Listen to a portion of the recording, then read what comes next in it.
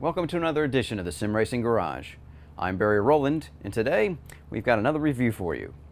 These are the Heusinkveld Engineering professional pedals out of his series of sim racing pedals.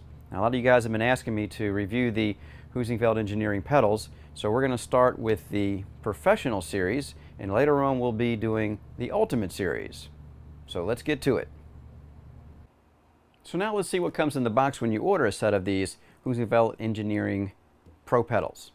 Speaking of the box, I wanted to show you that. Let's see, there it is. Now this comes in a regular brown box with this big box inside of it, and of course it's got the Heusinkveld Engineering logo on it. And inside of that are the smaller boxes that each one of these pedals come inside. And inside of there is a bunch of bubble wrap, and these things are really wrapped up well to make sure that they make their journey from the Netherlands all the way to the States without any issues or any breakage or scratches. And I can attest that he does a very good packaging job because there wasn't a scratch or anything wrong with these pedals when I took them out of the boxes.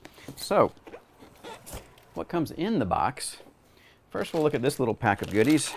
It's got a urethane bumper in it, some metal washers, some plastic, hard plastic spacers, and some smaller spacers of white compared to the harder, thicker ones that are black. So this is used for adjusting your brake pedal. And we get a nice little toolkit that has two of each as far as Allen wrenches for adjusting, making adjustment to the pedals in general. There's a 5, I think a 4, and a set of 2s in here.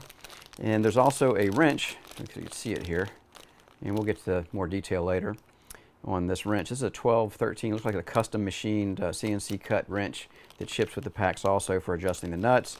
And there's a little screwdriver in here that you'll be using for the connectors. There's little screw connectors on this PCB board that comes with your pedals. And this is a custom board that Niels has made somewhere. And it's a really nice looking board, and we'll get a good close-up of that when we get to the actual close-up of the pedals. And what else we got? Well, we got a cord, and that's a USB cord with a USB Type B cord on the end there that plugs into your circuit board in the back. And we also get a nice glossy flyer. This has the Heusinkveld Engineering logo on it, and welcome you to the Heusinkveld family, basically. Very nice. And last but not least, we have the papers that have our instructions on them and the parts list that's in the boxes. So make sure that you got everything you're supposed to. And actually a cool little coupon here for 50 euros for your next purchase at Heusinkveld Engineering. Well, that's what's in the box.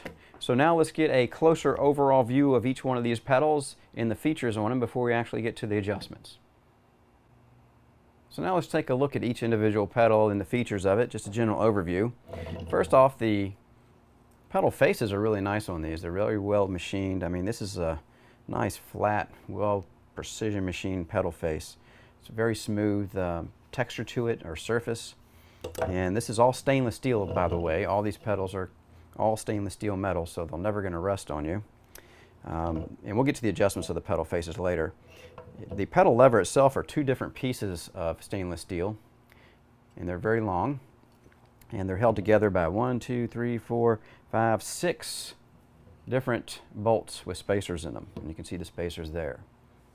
Let's get a little closer here so you can see the spacers. And the bottom one is actually got a neat, again, this is really high quality stuff. You can see it's got nice brass bushings pressed into the actual pivot point here of the pedal lever itself.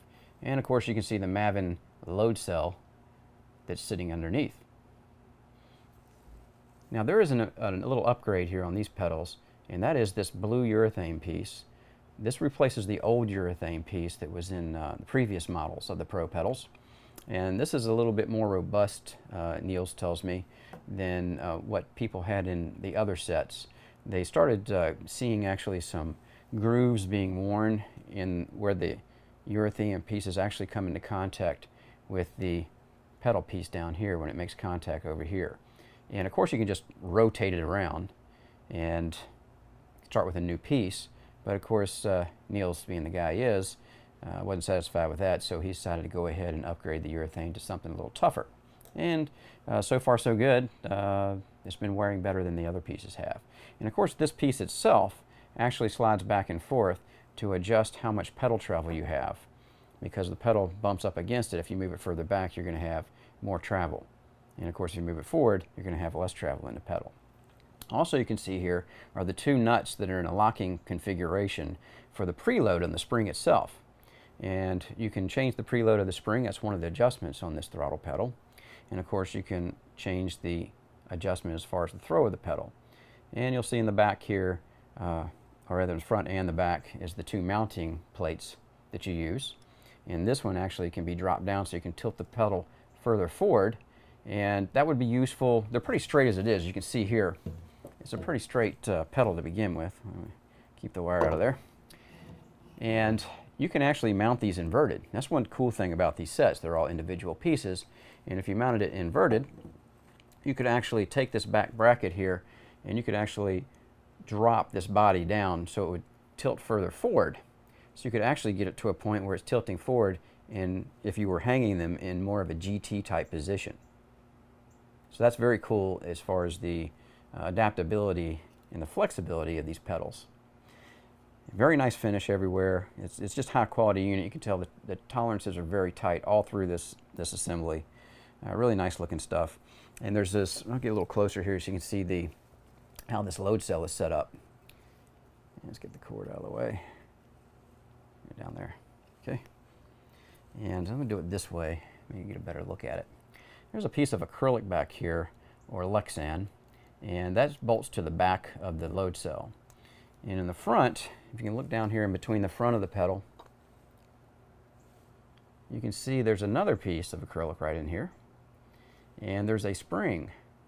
You can see the spring in there. Let me tilt it this way. Maybe we can get a better look at it. There it is. And there's a spring that actually attaches down to a screw that goes into the front of the load cell. And that's what causes the load cell to actually move, is when you push this pedal. It causes the tension to go down on the front of that load cell, which of course sends those signals down the wires back here over to the circuit board, which then of course sends through the USB to your computer. So we know where the pedal position is. So, very nice setup. Very high quality as far as assembly and parts. Again, Neil's done a great job here with these. It's one of those things when you take out the box, as soon as you look at these things, you know, wow, this has been a really well-made pedal, especially if you're experienced with pedals that came in the G27s or the T500s or even the CSPs, version 1 and 2s from Fanatic.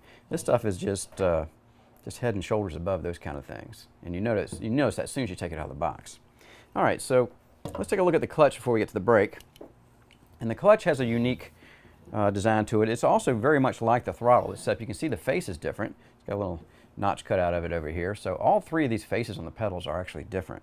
Again, you can see it has the brass bushing in the front and the same kind of load cell setup on the bottom there. And we have also a way to preload the springs here. We'll get a little closer here so you can see that. And it's the same deal with the two nuts set up in a locking configuration, and we can actually take a little bit of preload off that spring or put more on it depending on what we want. But there's another adjustment here for moving this actual swing arm. I'm calling it a swing arm. Somebody might call it something else. And the further you move this thing up, the easier it is to press this pedal down. And the further you move it down, of course, the harder it gets. And also we have the same blue urethane bumper that actually adjusts the travel of the pedal. And right now I have it set at, let's see if we can see it here. I have it set at the second one, and you can see that it's very cool the way this works. You can see that swing arm will actually come up, and that when it comes up, it gets real easy to hold the pedal down. And that's just like, and of course when it comes back, you see it pop there. It pushes back very quickly, and that simulates very well, or pretty accurately, what you feel in a real race car when you press down the clutch pedal and you compress, or you lift off that pedal, rather the clutch plate, using the pressure plate springs. And it's really hard at first, and there's a little bit of easy right there, and then it gets hard, and then you kind of break through as you finish compressing the springs in the pressure plate. So it's very cool the way that works. Now there are some issues, and we'll talk about when we get to the adjustments parts, of what you need to do when you move these holes up or down, as far as how much travel you get out of this pedal based on how much tension you have on it. So again, we'll give you a bottom look there of the load cell. And these are all high quality Mavin load cells, really nice units. Right, so we'll have a look at the main pedal. The most important pedal is the brake pedal, of course. At least to me, that's the most important pedal. And you can see its face also is a little different than the rest of them. Nice big fat surface to get your foot on. I really like that, because a lot of times when we're doing clutching and braking, sometimes your foot can get in between them. But when the bigger the pad, the better. And this, as you can see, the brake pedal is going to have more pressure on it than the throttle or the clutch. And you can see here, he has braced this thing accordingly. Now we got 1, 2, 3, 4, 5, 6, 7, 8, 9, 10, including the pivot in the bottom here, 10 spacers and bolts going through there, as you can see them all there, to really reinforce this lever. So there's actually going to be no flex whatsoever in this lever when you're pushing this pedal down, when you have it set up to its highest load ratings. And you can see the cool little piece here is that the pedal actually moves a little bit before it contacts anything, this little spring, and there's a spacer in here, there's a gap. Let's see if we can get you a better look at that. So you can see there's a little gap in there. You can still see the threaded rod right in this gap in here. And then there's a spacer. So that gives you that little bit of, you can see that right there, move a little. And that's like pushing any brake pedal, and you get a little bit of easy before you get to you actually compressed the pads up against the rotors. So that's a neat feature. Not many pedals have that feature, so you get that feel that it feels like a real pedal. Let's see, of course it comes with the blue urethane, and again we have the nice heavy-duty brass bushings on the pivot point there. And the load cell on this thing, and we'll take a good look at that, is so we get a good focus. Again, is a Mavin, and you can see it's a 60 kilogram unit. It's pretty beefy looking sitting in there. And the way this thing is set up is there is a bolt. Let's see if you can see it there sideways. It's right in here. And that bolt goes down into the load cell and also keeps everything attached to this little movable piece here. This is actually not connected. If I can show you here on the inside. You can see right there that there's a gap in here. So this whole piece here is separate from the body of the pedal here. So it's all attached. The brake shaft that goes down there is attached to that.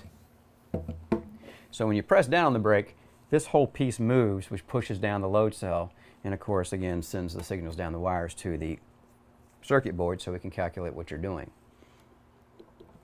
And I did take a spacer out. There's another spacer out for reinforcement also to keep these plates together. Oops, get it a little higher there. There's a spacer that goes in here with 2 bolts, like that I'll put back in. But I had to take that out so you guys can get a good look at the load cell and be able to read what was on it. So once you put this back in, again, it adds integrity back to this, which bolts it tight and holds these plates in here. Oops, holds the plates in there. These plates have to stay in there. So a very cool design, and it's easy to make adjustments on it as far as getting this plate out of the, you can see it actually is machined in. He's machined into the plates themselves, these little notches here where this plate actually fits in. And when we get to the adjustments part, you'll see how that adjusts. And of course you can see these kind of plates are all through the assembly where he assembles this, which is a very nice design actually to make a very rigid pedal. And again, you can see we can actually have the same adjustments here on the front and in the back if we want to invert them, or if we wanted to take the pedal and tilt it back itself, we could actually change this, and I'll show you that in the adjustments. We can actually make this thing so it would sit flat even at this angle here if you wanted to tilt the pedals back. So very, very flexible pedal set up the way he did these.